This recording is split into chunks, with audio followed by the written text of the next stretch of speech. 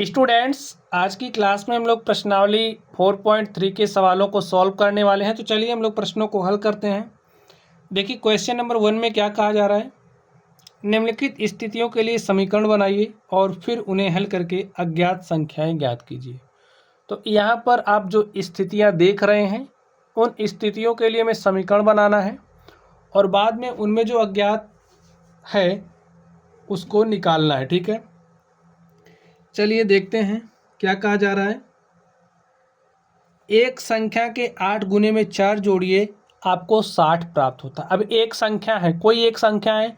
अब हमको तो पता है नहीं कौन सी संख्या है, तो संख्या हमारी जो नहीं पता है उसे हम क्या मान लेते हैं, एक चर मान लेते हैं। उसे मान लेते हैं वो हमारी संख्या x है। तो माना वह संख्या क्या है, x है। वह संख्या x है। वह संख्या बराबर x हो गया। एक संख्या के 8 गुने, तो जो हमारी एक संख्या है उसको क्या मान लिया, x मान लिया। और प्रश्नानुसार लिख दीजिए। अब हम लोग प्रश्न के अनुसार चलेंगे। एक संख्या का 8 गुना, तो संख्या हमने ले ली x, ठीक है। तो x का 8 गुना क्या हो जाएगा, 8 गुने x या फिर x गुने 8। संख्या के 8 गुने में 4 जोड़िए, तो 4 ऐसे जोड़ दीजिए, आपको 60 प्राप्त होगा। यानी कि आपको बराबर में क्या मिलेगा, 60। इसको हल करते हैं। x को हमने 8 से मल्टीप्लाई किया, 8x हो गया, प्लस में 4 बराबर 60। अब देखिए आप इसका पक्षांतरण करिए। हमें इस चर x का मान चाहिए, उसके लिए आप क्या तरकीब अपनाओगे। देखिए ये जो 4 है ना, अचर पद को इस तरफ करिए। तो हमने अचर पद को उधर भेजा, हो गया 60, प्लस 4 बराबर के दूसरी साइड आएगा तो हो जाएगा -4। ठीक है, जब हम पक्षांतरण करते हैं तो चिन्ह हमारा बदल जाता है। प्लस बराबर के दूसरी तरफ जाएगा तो आपको माइनस हो जाएगा चिन्ह। ठीक है, तो +4 हमने इधर भेजा, हो गया -4। 8x = 60 में से हमने 4 घटाया तो हमारे पास कितना आ गया, 56। x बराबर, देखिए यहाँ पर 8 गुणा के साथ है और जब बराबर के दूसरी तरफ आएगा तो किसके साथ हो जाएगा, भाग के साथ। समझ गए, काट दीजिए। 8 के 8, 8 सते 56। तो जो हमारी वह संख्या है क्या आ गया है, 7। यही हमारा क्या हो गया, आंसर हो गया। समझ गए स्टूडेंट। चलिए अब हम लोग इस बी पर चलते हैं और देखते हैं इसका सॉल्यूशन क्या होगा। एक संख्या का 1/5 घटा 4 संख्या 3 देता है। एक संख्या, कोई संख्या है जिसका 1/5 में से घटा दे रहे हैं 4 को, तो हमें 3 मिल रहा है। हमें वो संख्या चाहिए, तो वो संख्या में मानना पड़ेगा ना, हमें पता तो है नहीं। लिखिए, माना वह संख्या क्या है, x है। प्रश्नानुसार देखिए क्या करेंगे। एक संख्या का 1/5, संख्या का 1/5, का मतलब क्या होता है, गुणा। तो x का 1/5 घटा 4, तो 4 घटा दीजिए, आपको कितना दे रहा है, 3 दे रहा है। ठीक है, तो यहाँ पर 3 लिख दीजिए। अब इसको आप सॉल्व करिए। देखिए समीकरण हमें बनाना था तो समीकरण हमारा बन चुका है। इसको अब थोड़ा सा और हल करिए। तो x को 1/5 से मल्टीप्लाई करेंगे तो x/5 हो गया। -4 को बराबर के दूसरी तरफ भेज दीजिए, तो -4 बराबर के दूसरी तरफ जाएगा तो आपको क्या मिल जाएगा, +4। x/5 इज इक्वल टू 3 + 4 हो जाएगा 7। इतना तो आप समझ गए। चलिए यहाँ पर हमें x का मान चाहिए, तो 5 भाग के साथ है, 5 को बराबर के दूसरी तरफ भेजेंगे तो गुणा के साथ हो जाएगा। ठीक है, तो x इज इक्वल टू हो जाएगा 7 गुणे में 5, और 7 पंचे कितना होता है, 35। यही हमारा मान हो गया, यही हमारी वो संख्या आ गई। समझ गए बच्चों। चलिए अब हम लोग चलते हैं अगले नंबर पर। देखिए सी में क्या कहा जा रहा है। यदि मैं एक संख्या का 3/4 लेकर, कोई संख्या है जिसका अगर हम 3/4 लेकर उसमें 3 जोड़ दें तो हमें कितना मिल रहा है, 21 प्राप्त होता है। तो चलिए अब वो संख्या में तो पता है नहीं जिस संख्या में ये प्रक्रियाएं की जा रही हैं, तो उसे हम मान लेते हैं। ठीक है, माना वह संख्या क्या है, x है। प्रश्नानुसार लिखिए आप। देखिए प्रश्नानुसार क्या हो जाएगा, एक संख्या का 3/4, x का 3/4, x का मतलब गुणा 3/4 में, यानी कि 3/4, 3/4 लेकर इसमें 3 जोड़ दें, इसमें आप 3 जोड़ दीजिए तो मुझे कितना प्राप्त हो रहा है, 21 बराबर 21 लिख दीजिए। हो गया ना, सॉल्व करिए। 3 को x से मल्टीप्लाई किया तो 3x बटे में 4 + 3 बराबर 21। अब इस +3 को आप बराबर के दूसरी तरफ भेजिए। 3x/4 इज इक्वल टू 21 + 3 इधर आएगा तो हो जाएगा -3, और 21 में से आपने 3 घटाया, आपको 18 मिला। 3x/4 is equal to 18। चलिए यहाँ पर देखिए, आगे सॉल्व करते हैं। यहाँ पर 4 भाग के साथ है, इधर भेजेंगे गुणा के साथ हो जाएगा, तो हमें मिलेगा 3x इज इक्वल टू 18। भाग के साथ है, यहाँ है तो इधर आएगा गुणे के साथ हो जाएगा, और 18 चौके कितना हो जाएगा, 72। 3x बराबर 72 है। यहाँ पर 3 देखिए किसके साथ है, गुणा के साथ, बराबर के दूसरी तरफ भेजेंगे तो किसके साथ हो जाएगा, भाग के साथ। 3 एक्के 3, 3 दूनी 6, एक साथ ये हो गया 12, 3 चौके 12। तो x बराबर क्या आ गया बच्चों, 24। ठीक है, और इस तरीके से यही हमारा क्या हो गया, सॉल्यूशन हो गया।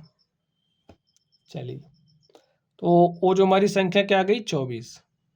आप लोग x मान सकते हैं, y मान सकते हैं, z मान सकते हैं, p मान सकते हैं, q मान सकते हैं, जो भी चर आप लेना चाहें ले सकते हैं, कोई बाध्यता यहाँ पर नहीं दी गई है। तो स्वेच्छा से आप लोग कोई भी चर ले लेना। देखिए, जब मैंने किसी संख्या के दुगने में से 11 को घटाया तो परिणाम 15 प्राप्त हुआ। किसी संख्या के दुगने में से, कोई संख्या है, संख्या हमारी क्या है, अज्ञात है ना, जो अज्ञात है उसी को हम लोग मानते हैं। ठीक है, तो माना वह संख्या क्या है, x है। ठीक है, प्रश्न के अनुसार देखिए क्या है, प्रश्नानुसार किसी संख्या के दुगने, तो हमने संख्या मानी x, तो x का दुगना यानी कि 2 गुणे x। दुगना का मतलब क्या समझ, जैसे हम कहें 2 का दुगना तो आप कहोगे 4, 6 का दुगना 12, 20 का दुगना 40, तो x का दुगना 2x। दुगने में से 11 को घटाया, घटा दो 11, परिणाम कितना प्राप्त हुआ, 15। तो 2 गुणे x, तो 2x हो जाएगा, -11 बराबर 15। 2x बराबर, देखिए -11 को बराबर के इस तरफ भेजिए तो -11 इधर आएगा तो हो जाएगा +11। 15 में 11 जोड़ोगे तो हो जाएगा 26। और यहाँ से आगे देखिए स्टूडेंट, 2x बराबर 26, तो x बराबर क्या हो जाएगा, यहाँ पर 2 गुणा के साथ है तो यहाँ आएगा भाग के साथ, 2 के 2, 2 13 में 26। तो हमारे पास x का मान क्या आ गया, 13 आ गया। तो वो जो हमारी संख्या है क्या आ गई, 13 आ गई। और इस तरीके से जो हमारा प्रश्न था हमने उसको क्या कर लिया है, सॉल्व कर लिया है। चलिए अब हम लोग अगले नंबर पर चलते हैं और देखते हैं उसका सॉल्यूशन क्या होगा। तो स्टूडेंट्स, प्रश्न को आप ध्यान से पढ़िए। इसमें क्या कहा जा रहा है, आप बताइए। मुन्ना ने 50 में से अपनी अभ्यास पुस्तिकाओं की संख्या के तिगुने को घटा दिया। अभ्यास पुस्तिकाओं की संख्या का तिगुना, तो यहाँ पर अभ्यास पुस्तिकाओं की संख्या तो हमें पता नहीं है तो उसे मानेंगे। ठीक है, माना अभ्यास पुस्तिकाओं की संख्या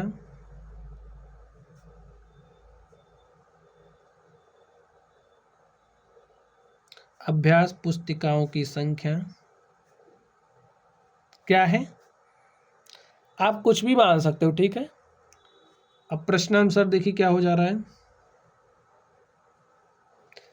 50 में से, तो देखिए 50 में से अभ्यास पुस्तिकाओं की संख्या का तिगुना, तो अभ्यास पुस्तिकाओं की संख्या x है, x का 3 गुना घटाया तो उसे परिणाम 8 प्राप्त हुआ। देखिए समीकरण ऐसे बनता है, हल कर लीजिए। 50 - 3 गुणे x करोगे 3x बराबर 8।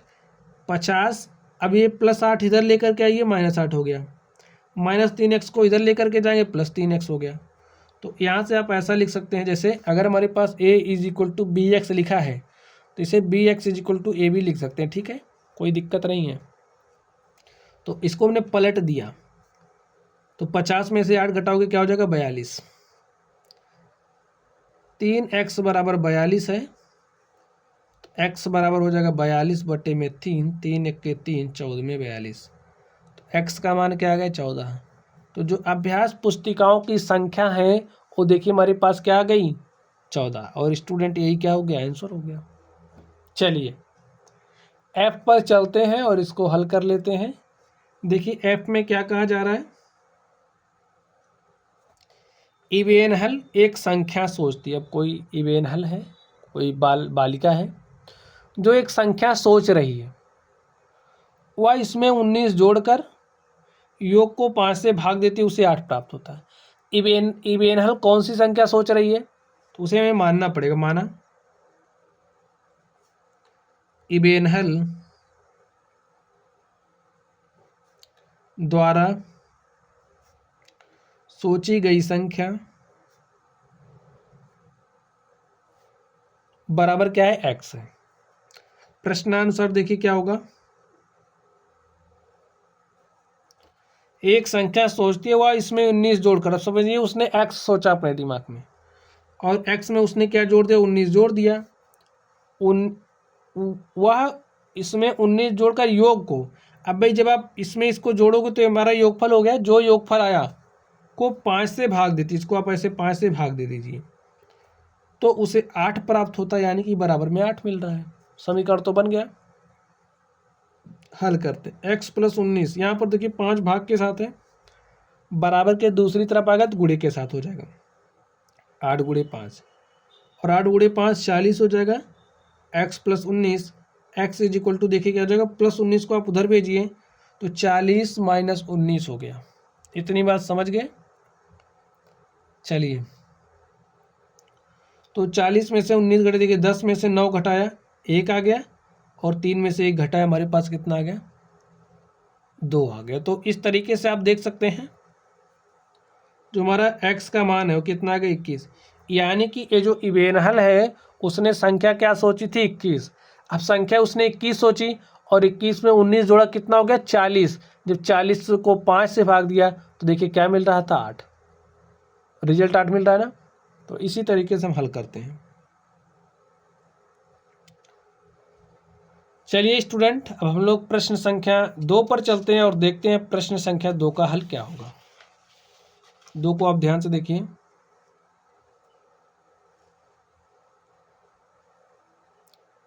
इसमें क्या कहा जा रहा है, निम्नलिखित को हल कीजिए। तो कुछ दिए गए हैं ऐसे लैंग्वेज वाले क्वेश्चन, हमें इन्हें सॉल्व करना है। कह रहा है अध्यापिका बताती है, तो कोई क्लास है वहाँ की जो टीचर्स हैं वो बता रही हैं, क्या बता रही हैं कि उनकी कक्षा में एक विद्यार्थी द्वारा प्राप्त किया गया अधिकतम अंक, जो एक विद्यार्थी द्वारा प्राप्त किया गया अधिकतम अंक है, प्राप्त किए गए न्यूनतम का दुगुना जमा 7 है।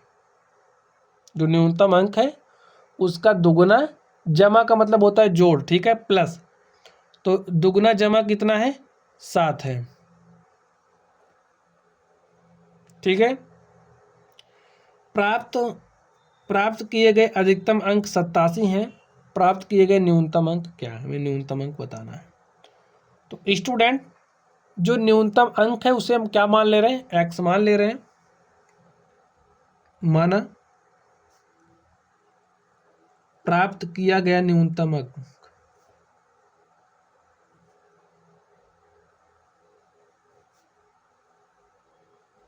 अंक क्या है x है, ठीक है। अब हमने न्यूनतम अंक को x मान लिया, प्रश्नानुसार लिखिए।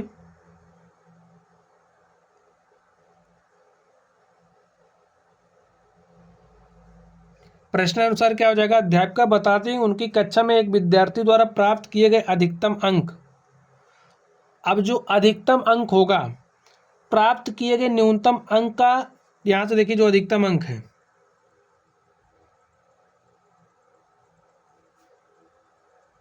किसके बराबर होगा, प्राप्त किया गया अधिकतम अंक प्राप्त किए गए न्यूनतम अंक का दुगना।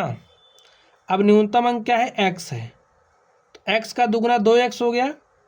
प्राप्त किए गए न्यूनतम अंक का दुगुना जमा 7 है। प्राप्त किए गए अधिकतम अंक 87 है। देखिए प्राप्त किया गया अधिकतम अंक हमें दिया गया है, प्राप्त किया गया अधिकतम अंक कितना दिया, 87। इतना बात आप समझ गए। तो ये जो अधिकतम अंक है इसके स्थान पर आप 87 लिख दीजिए। 87 इज इक्वल टू 2x+7 और यहाँ से देखिए 2x+7 बराबर हो जाएगा 87 से के, और यहाँ से 2x इज इक्वल टू 87 + 7 इधर आएगा -7, और 87 में से आपने 7 घटाया आपको 80 मिला। 2x बराबर 80, तो x बराबर क्या मिल गया, 80। 2 मल्टीप्लाई के साथ है, यहाँ पर आएगा डिवाइड के साथ हो जाएगा। 2 1 के 2, 2 चौके 8, 2 शून्य शून्य, तो x बराबर क्या आ गया, 40 आ गया। प्राप्त किया गया न्यूनतम अंक हमें बताना था, तो प्राप्त किए गए न्यूनतम अंक को हमने क्या माना था, x, और यहाँ से x का मान क्या आ गया, 40 लिखिए। आता है प्राप्त किया गया न्यूनतम अंक 40 है।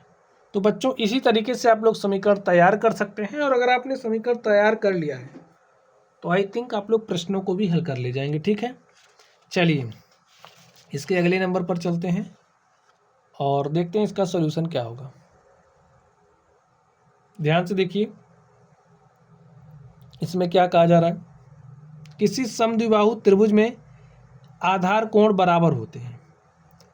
जैसे कोई हमारे पास समद्विबाहु त्रिभुज है, सबसे पहले आपको समझना पड़ेगा कि समद्विबाहु त्रिभुज होता क्या है।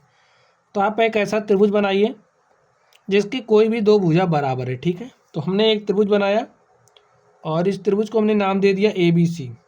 अब देखिए कोई दो भुजा बराबर होनी चाहिए, तो हमारी ए वाली जो भुजा है AB बराबर है AC की। कहा जा रहा है कि त्रिभुज के आधार कोण बराबर होते हैं। अब आधार तो यही है, तो आधार कोण क्या हो जाएगा, A वाला, एंगल B और एंगल C। तो एंगल B बराबर है एंगल C के, इतना बात समझ गए। शीर्ष कोण 40 डिग्री, ये जो शीर्ष कोण है ये हमारा कितना है, 40 डिग्री है। इस त्रिभुज के आधार कोण क्या है, तो ये जो आधार कोण है ना, हमें इसका मान निकालना है। याद कीजिए त्रिभुज के तीनों कोणों का योग 180 डिग्री होता है। चलिए हम हल करते हैं। लिखिए हम जानते हैं कि त्रिभुज के तीनों कोणों का योग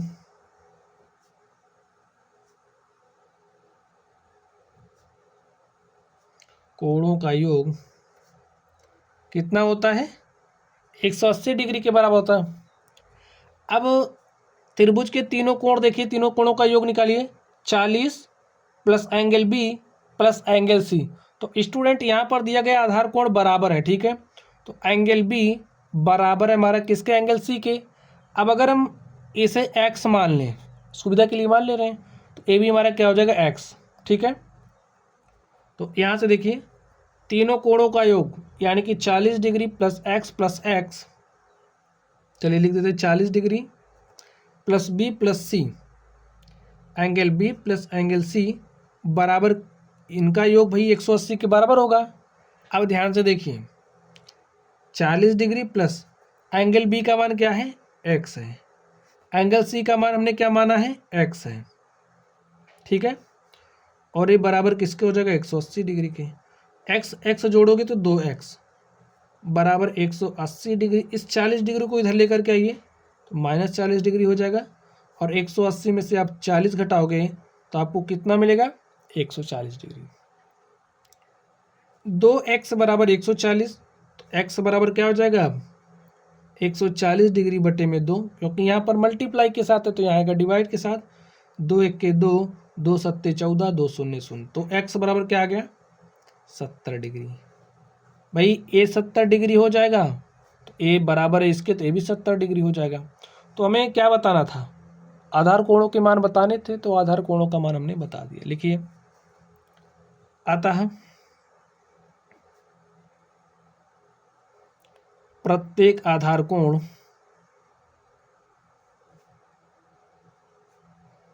का मान 70 डिग्री है। तो स्टूडेंट ऐसे ही कॉन्सेप्ट को अप्लाई करके आप लोग प्रश्नों को हल कर सकते हैं। चलिए अब हम लोग इसके अगले नंबर पर चलते हैं और देखते हैं उसका सॉल्यूशन क्या होगा। तो क्वेश्चन आप पढ़िए, देखिए इसमें क्या कहा जा रहा है। सचिन द्वारा बनाए गए रनों की संख्या, अब सचिन है, सचिन द्वारा बनाए गए रनों की संख्या राहुल द्वारा बनाए गए अंकों की रनों की संख्या की दुगनी है। राहुल द्वारा बनाए गए रनों की संख्या की दुगनी है, तो पहले हमें राहुल के रन पता होना चाहिए, तभी हम लोग सचिन के रन को निकाल सकते हैं।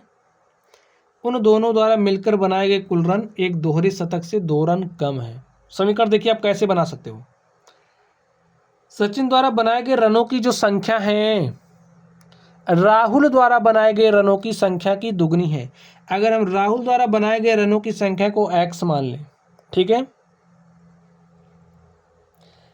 अगर हम मान लें कि जो राहुल है, राहुल द्वारा बनाए गए रनों की संख्या x है, तो सचिन द्वारा बनाए गए रनों की संख्या क्या हो जाएगी, राहुल द्वारा बनाए गए रनों, तो राहुल द्वारा बनाए गए रनों की संख्या की दुगनी, तो x की दुगनी 2x, और उन दोनों द्वारा मिलकर बनाए गए कुल रन दोहरे शतक से कम है। भाई राहुल द्वारा x रन बनाया गया, सचिन द्वारा 2x रन बनाया गया, और इन दोनों के रनों का योग कितना दिया है, दोहरे शतक से 2 रन कम। भाई दोहरे शतक का मतलब 200, 200 से 2 कम यानी कि 198।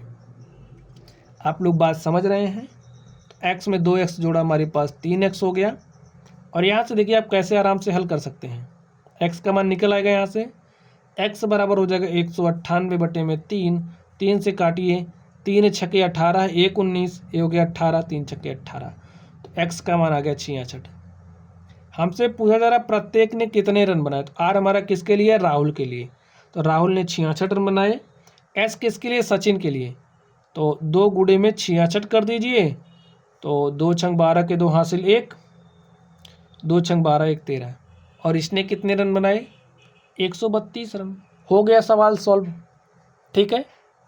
चलिए सवाल हल हो गया ना, तो हमने इसको समझिए सॉल्व कर दिया। अब आप लोग विधिवत लिख के करना, ठीक है, इसको लिखिए। अतः अब सॉल्व कर ही दिया हमने, दोबारा इसको क्या लिखें, लिखिए अतः राहुल द्वारा बनाया गया रन बनाए गए रनों की संख्या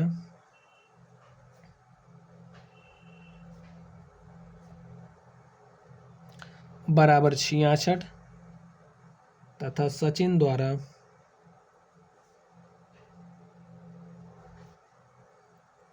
बनाए गए रनों की संख्या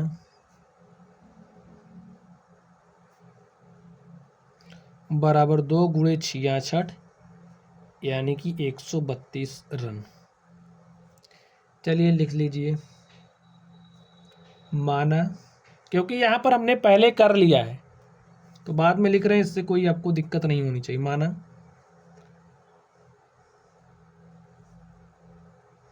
राहुल द्वारा बनाया गया रन बराबर x, प्रश्नानुसार राहुल द्वारा बनाया गया रन x है, तो सचिन द्वारा क्या हो जाएगा, राहुल का 2x, ठीक है, सचिन द्वारा बनाया गया रन कितना हो जाएगा, 2x। अब यहां से प्रश्नानुसार क्या हो जाएगा, दोनों का योग x + 2x इसके बराबर है, दोहरे शतक से 2 कम, यानी कि यहाँ से 3x = 198, और x = क्या आ जाएगा, 198/3 बराबर आपको क्या मिलेगा, 66। बस बाकी तो आप हल ही कर सकते हैं। माना राहुल द्वारा बनाया गया रन x, सचिन द्वारा बनाया गया रन राहुल द्वारा बनाए गए रन का 2 गुना, ठीक है। समझ गए आप लोग कैसे लिखना है। चलिए अब हम लोग इसके अगले नंबर पर चलते हैं और देखते हैं उसका सॉल्यूशन क्या होगा। तो स्टूडेंट प्रश्न संख्या 3 को आप लोग ध्यान से पढ़िए, देखिए इसमें क्या कहा जा रहा है। निम्नलिखित को हल कीजिए। चलिए इसको हम हल करते हैं। इरफान कहता है कि उसके पास, भाई कोई इरफान है और कोई कौन है, परमीत है। इरफान कहता है कि उसके पास परमीत के पास जितने कंचे हैं, अब देखिए परमीत से ही बात स्टार्ट होगी, परमीत के पास जितने कंचे हैं उनके 5 गुने से 7 कंचे अधिक है। जैसे अगर इसके पास x है तो इरफान के पास कितना है, जो परमीत है, परमीत के पास जितने कंचे उनका 5 गुना, तो x का 5 गुना कितना हो जाएगा, 5x से 7 अधिक है। ठीक है, इरफान के पास 37 कंचे हैं तो a बराबर किसके हो जाएगा, 37 के। परमीत के पास कितने कंचे में बताना है। ठीक है, चलिए हल करते हैं। माना, देखिए यहाँ पर भी आप इसको आगे बढ़ाओगे तो आपका क्वेश्चन तो हल ही हो गया है। ठीक है, लिख लीजिए, माना परमीत के पास कंचों की संख्या बराबर x, इसलिए इरफान के पास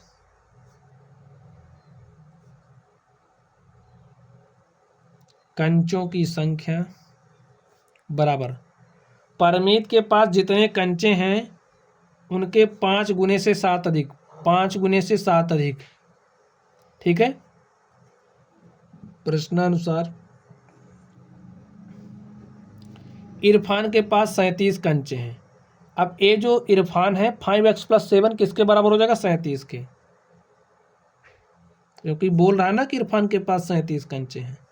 तो यहाँ से देखिए 5x बराबर 37 और इस 7 को इधर भेजिए -7, 37 में से 7 घटाओगे 30, 5x बराबर 30, x बराबर क्या हो जाएगा, यहाँ पर 5 गुणे के साथ है तो यहाँ आएगा भाग के साथ, 5 के 5, 5 6 30, x बराबर क्या आ गया, 6।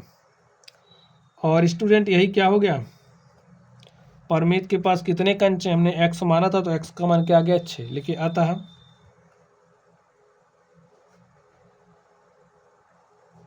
परमीत के पास कंचों की संख्या बराबर 6 है, कंचों की संख्या 6 है। ठीक है, चलिए अब हम लोग इसके सेकंड नंबर पर चलते हैं और उसको हल करते हैं। तो स्टूडेंट आप लोग सेकंड नंबर को ध्यान से देखिए, इसमें क्या बात कही जा रही है। लक्ष्मी के पिता की आयु 49 वर्ष है। समझिए, लक्ष्मी है, देखिए आप ऐसे समझेंगे तो चीज़ों को बेहतर समझ पाएंगे। ठीक है, लक्ष्मी के पिता की आयु 49 वर्ष है। ये लक्ष्मी का पापा कितना साल का है, 49 साल का, ये दिया है। ठीक है, उनकी आयु लक्ष्मी की आयु के, अब ये जो 49 से किसके बराबर है, लक्ष्मी की आयु के 3 गुने, तो x का 3 गुना 3x हो गया, से 4 वर्ष अधिक है। लक्ष्मी की आयु में बतानी है। लिखिए सॉल्यूशन। माना लक्ष्मी की आयु बराबर x वर्ष, इसलिए इसके पापा की आयु क्या हो जाएगी, पिता की आयु लक्ष्मी की आयु का 3 गुना, तो x का 3 गुना 3x से 4 वर्ष अधिक है। ठीक है, इतना हो गया। अब देखिए मैं दिया क्या गया है, ये जो पिता की आयु हमारे पास आई है ये कितना दिया है, 49 वर्ष। तो क्या हो जाएगा, तो यहाँ पर देखिए पिता की आयु 49 वर्ष दिया है, तो हमने 49 लिख दिया क्योंकि यहाँ पर दिया गया है 49 वर्ष, और ये पिता की आयु है 3x + 4। तो लिखिए 3x + 4 बराबर 49, 3x बराबर 49 - 4, 49 में से 4 घटाओगे 45, 3x बराबर 45, x बराबर 45/3 यहाँ आ जाएगा, 3 1 के 3 और यहाँ पर 3 1 के 3 1 4, 3 5 15, तो x का मान कितना आ गया, 15, और ये आयु है तो वर्ष में। ठीक है, x बराबर 15 वर्ष। x है क्या, लक्ष्मी की आयु, हमें लक्ष्मी की आयु ही बतानी थी। लिखिए आता है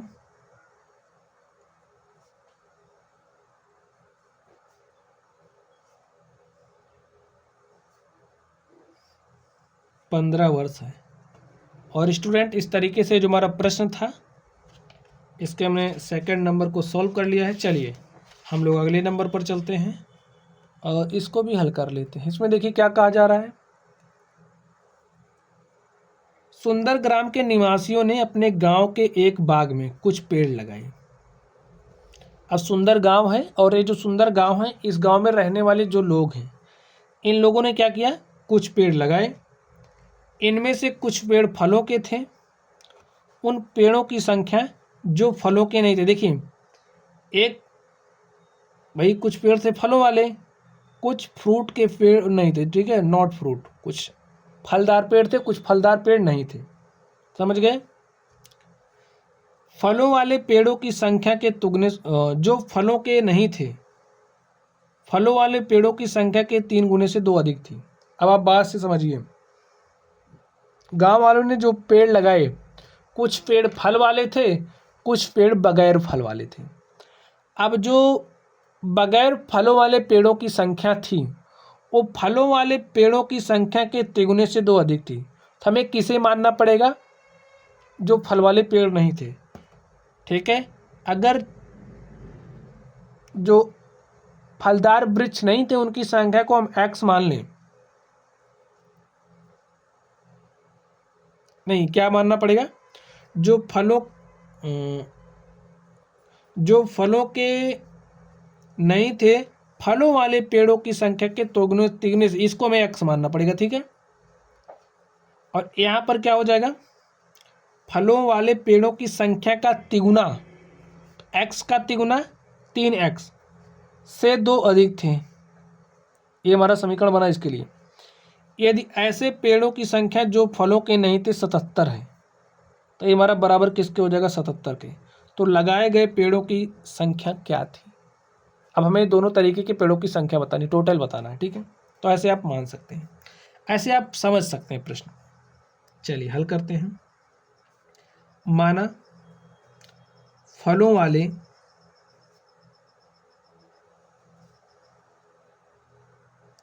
पेड़ों की संख्या बराबर x, और जो पेड़ फलों वाले नहीं थे, जो पेड़ फलों वाले नहीं थे उनकी संख्या क्या हो जाएगी। देखिए फलों वाले पेड़ों की संख्या के 3 गुने से 2 अधिक, तो x का 3 गुना 3x से 2 अधिक, ठीक है। और हमें जो फलों के नहीं थे 77 दिया गया है, तो इनकी संख्या में दी गई 77, तो 77 किसके बराबर हो जाएगा, 3x + 2 के। और यहाँ से 3x + 2 बराबर दिया है 77 के, तो 3x = 77। इस 2 को आप इधर भेजिए तो -2, 77 में से हमने 2 इधर घटा दिया, 75 हो गया। 3x बराबर 75, x बराबर देखिए 3 मल्टीप्लाई के साथ है, तो यहाँ आएगा डिवाइड के साथ हो जाएगा, काट दीजिए, क्या आ गया 25। फलों वाले पेड़ों की संख्या आ गई है 25, और जो पेड़ फलों के नहीं है उनकी संख्या तो हमें 77 दिया गया है। तो लिखिए अतः लगाए गए पेड़ों की संख्या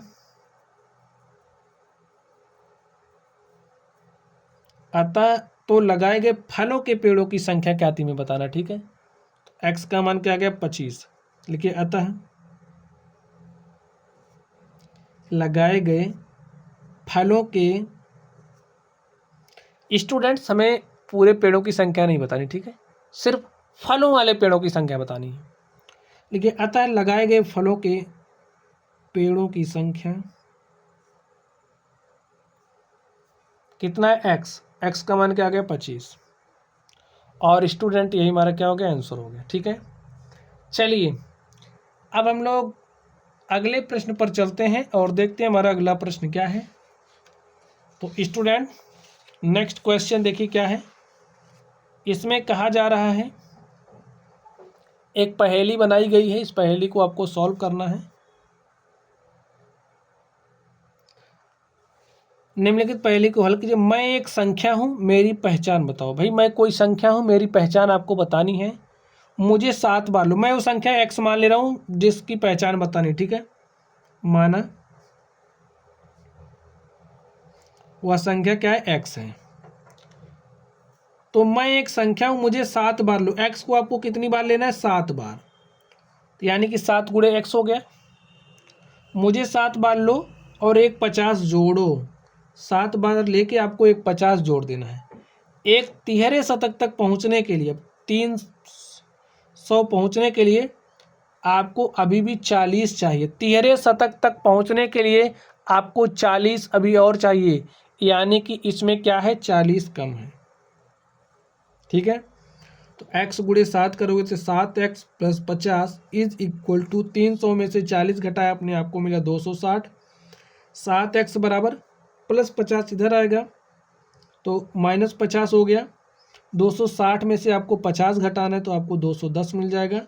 7x बराबर 210, x बराबर 210। 7 यहाँ पर गुणे के साथ है, यहाँ आएगा भाग के साथ, 7 1 के साथ, 7 3 21, 7 0 0 और x का मान क्या आ गया स्टूडेंट, 30। देखिए हमें वो संख्या बतानी थी, हमने संख्या बता दिया, तो आप लोग समझ गए होंगे। और स्टूडेंट इस तरीके से जो हमारी प्रश्नावली थी, हमने इस प्रश्नावली के सारे सवालों को सॉल्व कर लिया है। तो चलिए आप लोग पढ़ते रहिए। अगर आप लोगों को कोई भी डाउट हो तो कमेंट बॉक्स में कमेंट करना। वीडियो पसंद आए तो वीडियो को ज़रूर लाइक करना। चैनल पर नए हो तो चैनल को सब्सक्राइब कर लीजिएगा। ठीक है, चलिए आप लोग पढ़ते रहिए। Thank you.